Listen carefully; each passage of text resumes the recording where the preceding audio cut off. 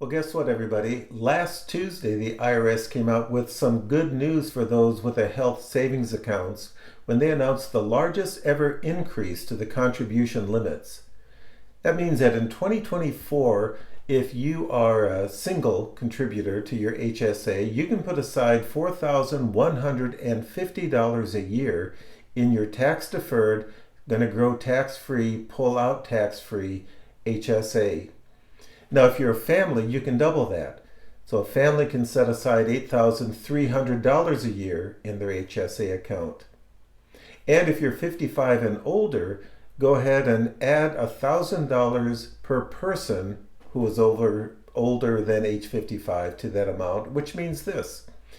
If you are in your last 10 years of retirement planning, that is, you're on a glide path and you plan to retire in 10 years, you and your spouse would be able to set aside more than $10,000 a year, or about $100,000 into your HSA account before you retire. Now, why is that important? Well, once again, that amount is contributed in a tax-deferred manner. So you're not paying taxes on the contribution. It is allowed to grow in a tax-free manner.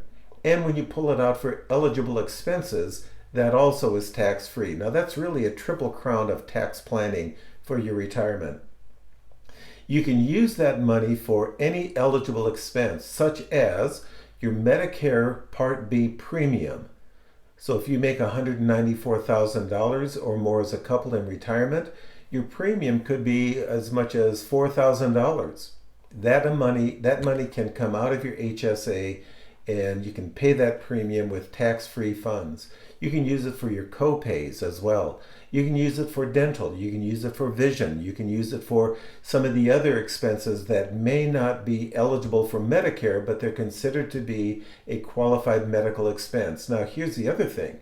For really long-term planning, you can use that amount for your long-term care expenses should you need that.